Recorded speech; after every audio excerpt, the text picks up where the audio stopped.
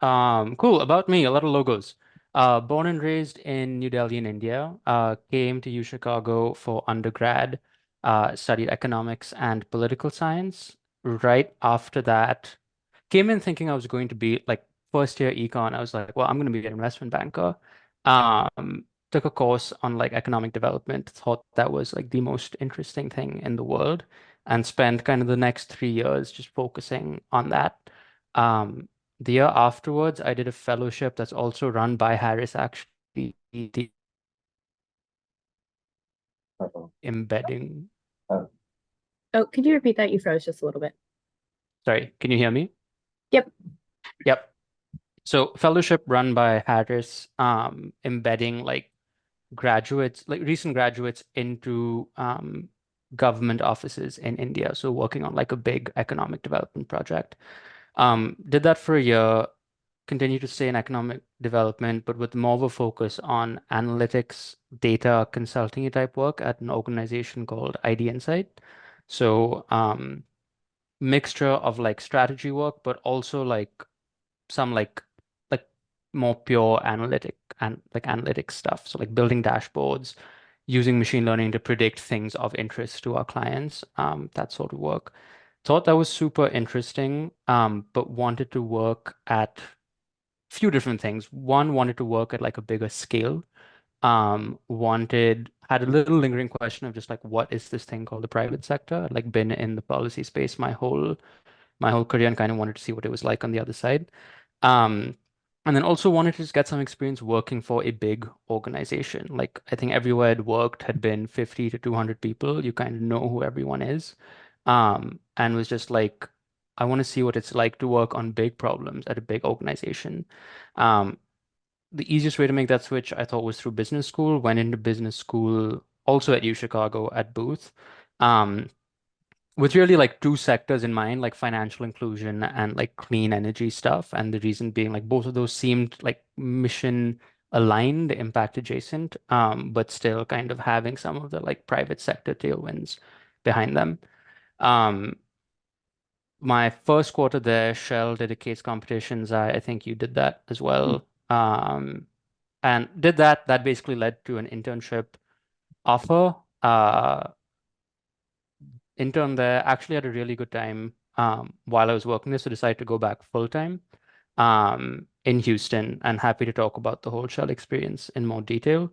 Um, After my internship, in between the internship and working part time at Shell, and then like joining full time, I was assigned onto a new project and then new CEO, and just very clearly the priorities of the company organization were different from when I had originally like signed my offer. And the project I was working on was also like quite far removed from like climate work. And so I was kind of looking to get more closely back into like pure climate stuff. So I'm now at a clean tech startup called Watershed, which basically does carbon accounting. And through that, does a lot of advisory work on how its clients, who tend to be like Fortune 500 companies, can reduce their emissions in the future. Um, so yeah, I maybe I'll like just go through this and then happy to answer questions afterwards. But if there's anything pressing right now, anyone likes would want to ask, happy to take a couple of questions now.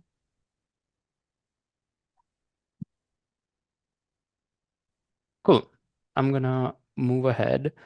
So just quick discussion on like my current and prior energy roles. They're quite like data E related. So at Watershed, yeah, help companies measure, report, reduce their carbon emissions. Day to day, that just is a solid amount of data manipulation and analysis. And there's also a lot of customer communication. And that falls into two buckets of like data communication. So how do you improve the data you have to measure emissions, but then also more like climate stuff. So like now that you have all this data, you've analyzed it, like what should you do? If it seems like flights are the biggest part of your carbon footprint, like how could you think about reducing the emissions related to flights? Um, at Shell, I was a data analytics analyst at basically the energy trading subsidiary. So think of that as like a massive, like proprietary commodities trading firm housed within Shell. Um, and so one of my projects was building a dashboard that helped executives monitor Shell's North America clean power strategy. So thinking about where do they see like demand for clean power coming, and then also what is their pipeline of clean power assets that they're building up. So solar farms, wind farms, battery assets, that sorts of stuff. And then after that, worked on was basically working on some tooling that helped Shell understand its like gas trading positions. So Shell does a lot of financial gas trading. That may be more niche. I don't know if folks here are like like interested in that space. So I like won't go too into it right now, but happy to talk about it if folks are interested. But this kind of intellectually very stimulating, but not related to kind of work I want to be doing in 2 or 3 years. So decided to make the switch to Watershed. Um, yeah, kind of spoke about this in the beginning, but just like how did I wind up in energy? I'd never really thought about energy too much pre-B school, like so interested in economic development. Energy is closely tied with that, but never explicitly thought about working um in the industry pre-business school. Um, walk through the rest of this right now. The main lesson I would say about if you're in school or graduating, I mean, I know I heard a bunch of folks, I guess, are graduating in like what 3 4 months. But the main thing is just like be alert and participate. Be alert to and participate in energy related like opportunities that arise while you're in school. So talks, case comps, networking events, epic events like this, just like expand your surface area of understanding of like what does working in energy even look like. Um, because often from the vantage point of where many folks are, I think the world kind of looks like consulting, banking, I don't know, like think tanks, and that there is a lot else. There's a lot more stuff you could be doing. And the only way you really get that is either talking to people or by going to like energy related programming that the university puts on for you. So I know when I think the invite for this was sent out is basically more also around like sharing some advice on like thinking about getting into energy. Um, and the first thing, and some of this becomes like general career advice. Some of this is like just about get like energy specific stuff. Um, first step is like figure out what is important to you and know that like it is hard to get every single thing that you want. Like it is hard to get paid like $300,000 a year working like 6 hours a day in New York. It's like on clean energy.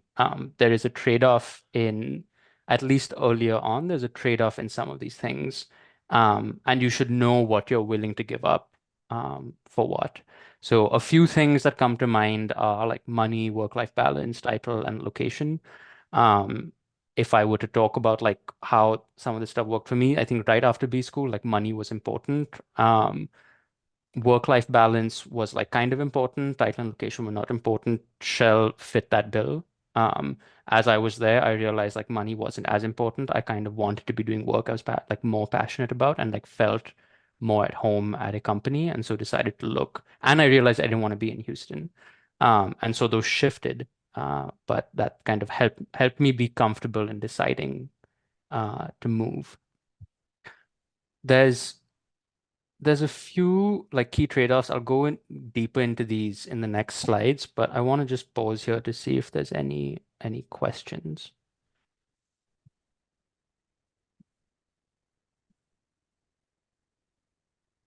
I guess one question I have is, and this is way too early, it's like, yeah, what are some big takeaways moving from a very different kind of company? Like you were at Shell, very corporate, and then you're saying you kind of prefer that smaller company feel at Watershed. I'm just curious, like from the list you gave, the 4 bullets, like what were the things that you exchanged between the two companies? Yeah. So I think one of the things that is, and let's just go to this, sorry, let's just go to this slide, like big company, big oil, big energy, whatever. Like the one thing that it is really good at is like just training you up on stuff. Like smaller companies, hectic companies, like they're people don't have time and the material literally doesn't like exist. Like at Shell, there was a learning hub where if I wanted to, I could literally spend like 3 years, like 8 hours a day, just like watching learning sessions and materials of just figuring out what to do, in addition to like program stuff that comes up every week or every other week. Um, and so it's about as close as it gets, like spoon feeding you on like upskilling and like learning about what is happening in the energy space.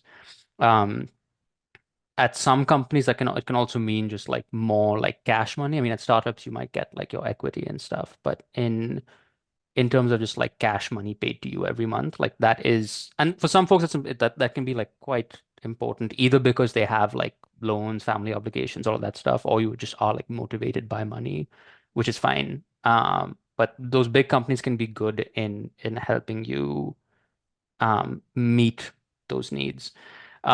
The downsides of it are like it's like a long time before you actually get to be involved in anything like directly at a big company. Like it's probably 2 years before it's like, okay, like go do this on your own, no like review process, no staggered thing. And so um there's pros and cons to that. Like the pros are you learn how things work in an established company. What does like stability and process look like? Like if you are interested in building a company, at some point you want to get to that stage. But I think sometimes it can also feel like, man, I just want to like move faster. And and so that is something that I guess you lose at a massive corporation like Shell. At in energy, like it's in at Watershed right now, like it's exciting. Like every day there's like 50 things going on. It can sometimes feel a little chaotic, which again varies on by person on how they handle it. A little more ambiguity around like how you should be working, what you should be working on, what is the most important, because oftentimes your manager is also figuring that out. And so that's a certain working style you have to like know or decide works for you. Um, so I would say that's like both a pro and con of working at a smaller company. It's also like it's nice to like a Watershed definitely feels more aligned with just like what I care about. Like people are of relatively more like similar backgrounds. It's easier to like just like hang out with people. Mm. Um, versus like yeah, I mean the example I gave at Shell, I think no one I was working with at Shell was below the age of like 45, and no one at Watershed is like above the age of 35. And I'm not trying to be like ageist or whatever. I just mean like you're in different stages of life, and so what you're thinking about and talking about can be quite different. Mm. uh yep. Any other questions? I have one. Can you hear me? Yeah. Do you do you plan to go back to India given like the energy transition challenge there with also with ramping up, or like do you plan to stay in the States? Yeah, super good question. This like keeps me up at night. I I have a connect like a yes and no. So yes and no. My partner is not Indian. So like personally, my partner is not Indian. It would be harder for her to like adjust to life in India. So that is one constraint. I think without that, I would almost definitely be like, eventually I am going back to India. Like there's so much stuff happening. Um, it would be interesting to work there. Um, so yes, kind of sort of figuring that out, but I think the barriers there are a little more personal than professional. I mean, professionally, I think the thing is I'm used to working at more like US type organizations. I think everywhere I worked, even in India, was more like multinational organization of the multinational like organization variety. I don't know how I would do at a place like Adani, like Green Power or Tata Power or whatever.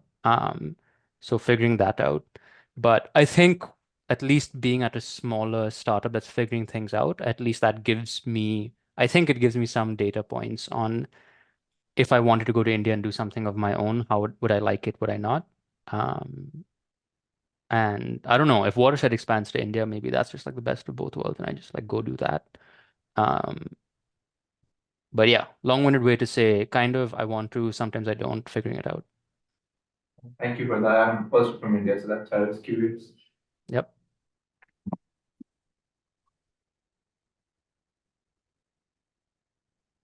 A couple of other things I'll add here just on the big versus small company. in energy, there's like not that many big like pure green energy companies out there. There's a few like that they are out there. But there's like that the universe of big energy companies that hire people with like no prior energy experience is not like that big. I don't know if you guys have gone on these job hunts before, but it can be challenging sometimes. And so there are some exceptions. I've noted like Invenergy and RWE here, both of which are based out of or have headquarters in Chicago.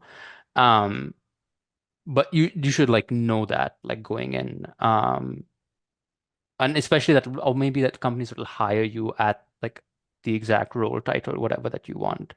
So to get in can require like it can require taking a pay or title cut. Like I took a pay cut to get to Watershed, but I think what is worth getting into in this industry that's like ballooning, my reasoning is it's better to get in and like be positioned inside the balloon as it expands versus like trying to get on after it's expanded and there's a bunch of people who were there before you. Um, so that is something to think about that I'm not like, yeah, definitely not the last or definitive word on this. It is an opinion, but something to think about of is it worth it to you to get in now, with a view to where you'll be 2 or 3 years from now, or do you have other like pressing current obligations? Um, cool. So the other thing I wanted to add, one of the other things I want to talk about was like industry versus policy. I spent a lot of time in the policy world, not energy policy, but just policy generally. I find policy can be like very, very intellectually stimulating. Colleagues are often interested in many things, many of which overlap. Like the lunch conversations are a great time. You never want to get up. The money is good in a few places. Otherwise, you can be taking a hit. You should decide if that is important to you. Um, the more I think more salient point is that sometimes, at least for me, I felt like I wasn't really in it. Like in the case of like India, like working in energy policy in India is different from like working at a solar developer in India. Like just the things you're doing and the speed at which you're moving and like the actual action you're taking, or the consequences of what you do are just dramatically different. I think in policy that this off that to me at least, it felt like there's often a dynamic of nothing happening for a long time as momentum builds, coalitions build, like all of that happens, and then like everything sudden, all the dominoes fall, and then like everything happens in a couple of months. And so you should know how that lines up with your like motivation style and how you like to work. Um, I think in industry or the private sector, there's like the immediate just how much money did you make in this quarter, and that can be a solid feedback mechanism for like how you're doing. And so again, that just like crystallizes the mind or crystallizes your focus on like what you're thinking about, I guess. And yeah, industry can pay well depending on where you are. They can sometimes feel divorced for working on like climate stuff. I'm guessing everyone here is like interested in working on energy transition, climate change type stuff. And sometimes you definitely feel like you're doing that, and sometimes you don't when you're doing industry work. Um, any questions here?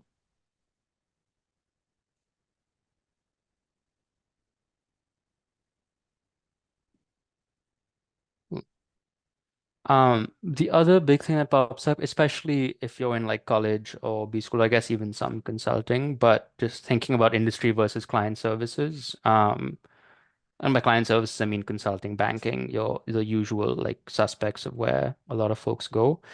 My view is that client services can be like a great place to start your career. You develop strong analytical and communication skills, and like being able to do both well is a big differentiator, even like 5 years later into your career. Um, was also the best pay early in your career. And like in all these slides, I like talk about pay because I think when I was looking for jobs, it was always implicit. Like that was never really an explicit thing I was focused about. And I think it's useful to just know like that is often one of the top 2 or 3 factors people are considering when deciding jobs. So yeah, just making that explicit over here. Um, I think the main hidden risk of client service work is that you're not always in control of where you're going to wind up. So you can get staffed on a bunch of non-climate energy related projects, even though that is what your interest is and that is what you express to your employers when you join. It depends a lot on the available work at the time. Like right now, there's kind of a trough in consulting activity. So a lot of my friends I know who are in the big consulting firms, I think haven't really had the chance to work on energy projects since they've been there. So, and that's fine for a while, but if you haven't done any climate or energy work in like a year and a half or 2 years, I think the so-called like the exit ops, I think, which are famous, like spoken about, I don't think they're as readily apparent just because you haven't operated in that space for a long time. And then finally, to me, I think there are diminishing professional development returns after 2 to 3 years. Like once you've learned how to communicate well in the professional setting, once you've learned how to do these like quicker analyses, yeah, I think you're better off either going deeper into analysis work or then going into actually like running projects and delivering results versus like working towards like a PowerPoint, if that makes sense. So yeah, happy to answer any questions on this if there are any.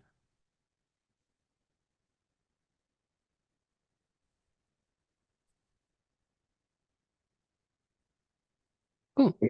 Oh, sorry, one Sorry. question I have, I don't know if this is really a question, just a comment, but yeah, I think you've segmented between like client services and the industry. And there's a few firms that do like specific consulting for energy. Yeah. Yeah, what do do you have any opinions about that? I think one bullet point that I thought was interesting was you pointed out like the hidden risks in some of the consulting, which I think is really important. Because consulting is not that steady all the time. And so I was just wondering, like, yeah, like, what do you think about consulting for energy specifically, and are there any risks that you should be, knowledgeable about? Or like, other question, like, yeah, when do you think someone should transition from that consulting into industry? Is that necessary? I'm just curious. Yeah, no, great question. Energy consulting is tricky because there can be a range of it. Of sometimes there's like pure technical stuff, like engineering consulting type work. And then sometimes there can be pure like ESG type consulting work. In in my mind, I think that's like easier to make the switch eventually. I think the main difference is the like big core projects. It's rare that like companies are going to a consultant to work on them. Um, so that's something to keep in mind. I think it's definitely much easier to switch into like pure industry after doing energy consulting. Um, but maybe it's worth thinking about just what are the types of projects that those specific like sector specific consulting companies get, and are those interesting to you? Right.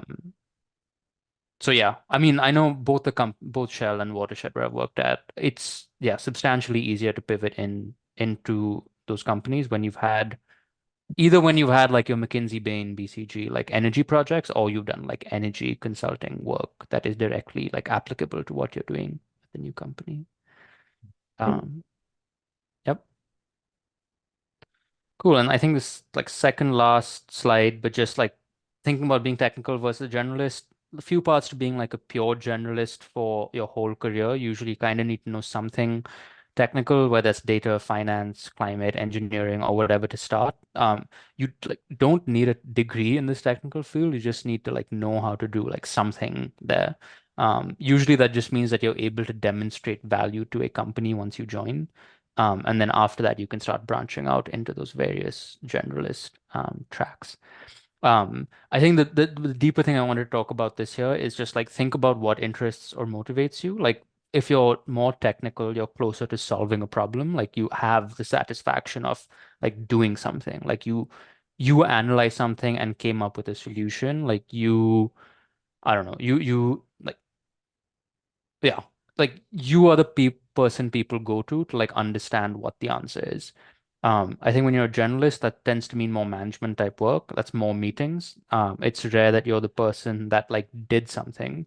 And so you need to like people and find and like be able to be motivated by being indirectly involved in something. So it took me a while to get like to understand that. And I think I do prefer the generalist track, but I think it's important to know that like as you get more and more senior, like those are like that is a real trade-off you have to make of like, do you want the satisfaction of like solving a problem, or do you want to be more like indirectly involved in it? Yeah, and finally, just like tactical advice on getting into energy.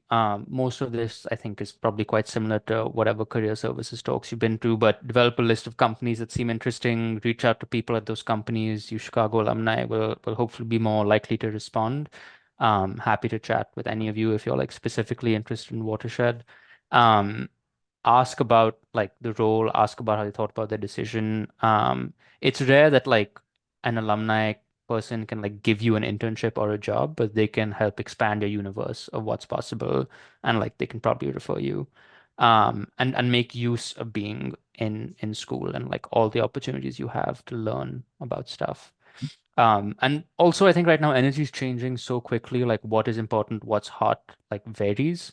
Um, I think it's useful to have a view on what the world is going to look like in a few years and where you want to be in relation to that worldview. And so just like read energy related news so you understand like what's going on in the market, um, and what things might look like in the future. And yeah, that's kind of all I had. Um, Happy to answer any questions if there are any.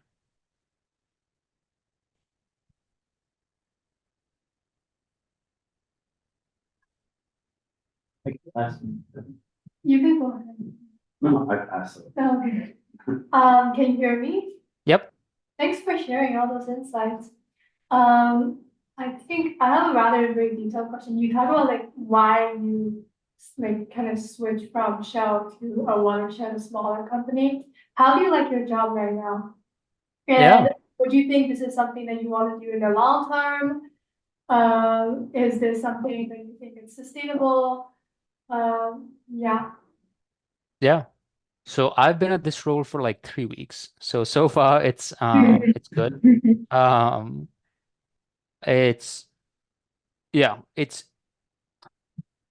I'm trying to think about like what is like the most, and so when I say the 3 weeks thing, I just mean take everything I say with a grain of salt about what I like about it, what I don't like about it, because it's a little early to tell. But so far I like my colleagues a lot. I like the pace at which I'm working. It's fast. Like it's not overwhelming yet, but it feels like I'm being stretched in my like project management abilities and my technical abilities.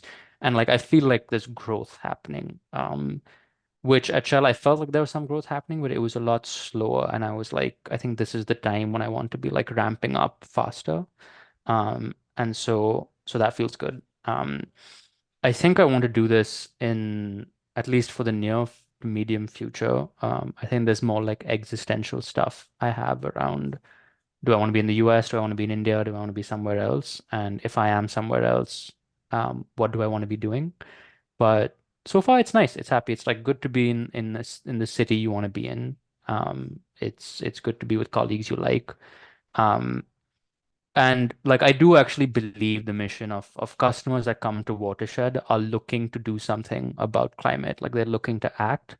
And I think like having seen the Watershed like platform and technology, I'm like, okay, it does actually help you do that. And so I do like no BS feel like there is like a climate impact of me like being here. Like I feel like I'm more connected to that. Um so yeah, so far so good. See where we are like 3 months from now. But yeah. I had one question for you.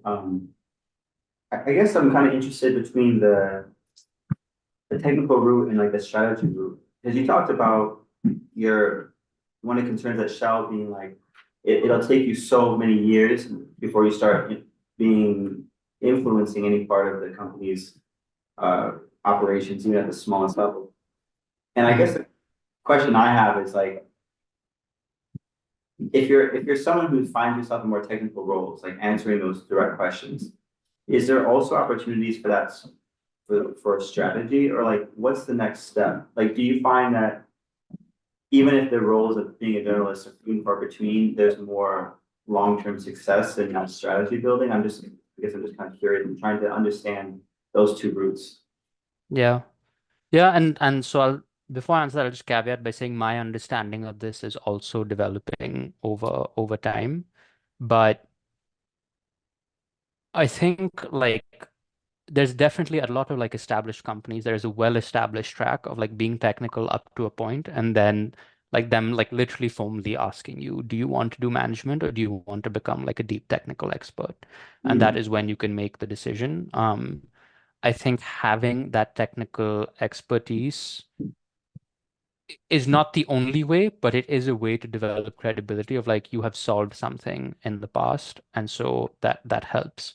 Um, and when I say technical, I don't, yeah, I don't just mean like engineering or like hardcore data analytics stuff. I just mean like you are closer to like analyzing things and thinking about the problem versus like scheduling meetings to organize more meetings. And those things are like important, but they're like further removed from you being able to say I like solved XYZ problem.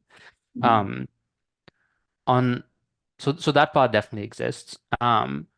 I think on the strategy role, the one thing I'd add that isn't really linked to your question, but I think is related, is there are like different layers of strategy work. Of you can be in a strategy role with 2 years of experience at Shell.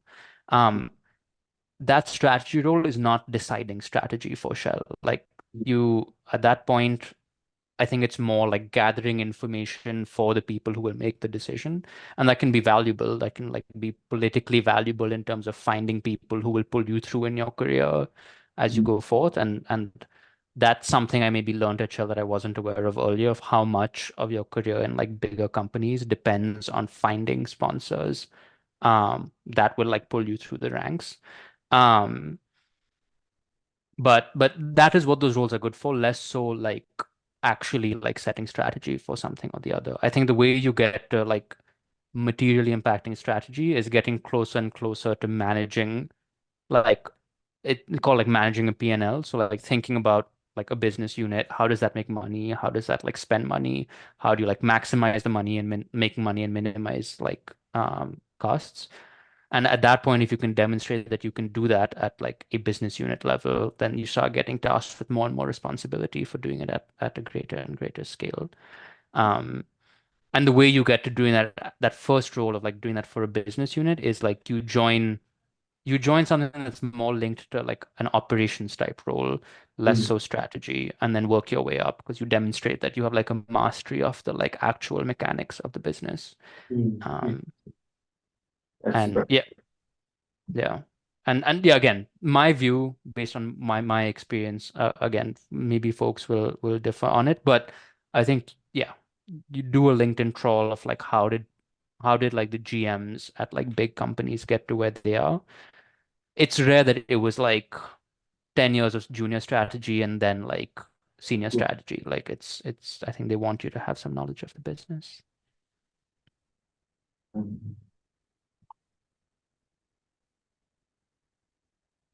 I actually got a question, so can you hear me now? Yep. Yeah. You have talked about the difference between working in the policy side and also industry side. So, do you think there's a gap between policy side and industry side? And when you're working in the industry side, how does the policy influence the industrial development or just basically your company?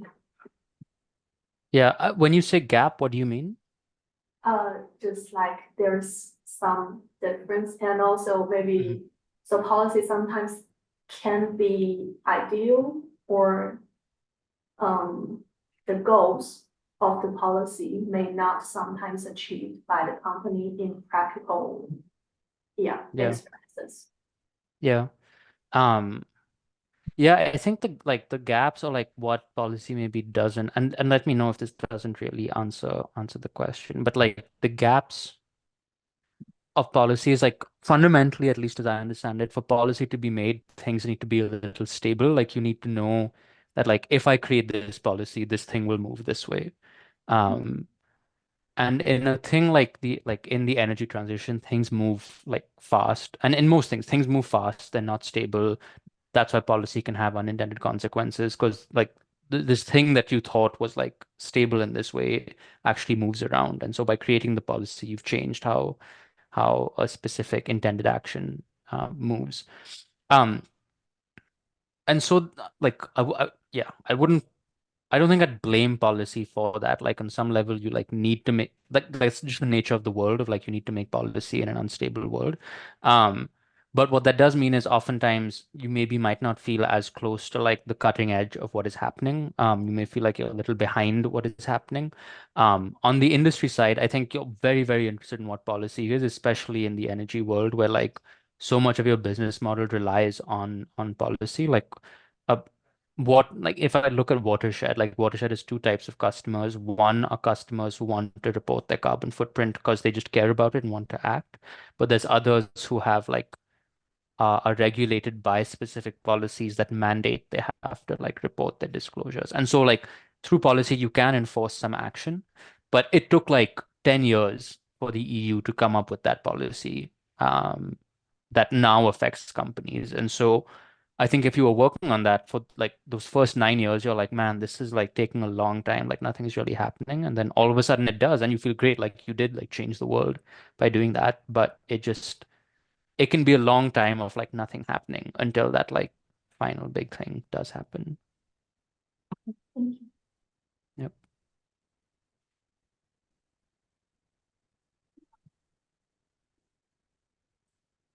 Okay. I think if we don't have any more questions, we're good. Is there any final things you want to add? No, thanks for listening. Thanks for inviting me. Wish you guys all the best. Yeah, happy to connect on LinkedIn, chat about Watershed or other stuff if you'd like. And yeah, that's it. Perfect. Thank you so much. Thank Thank you. Bye.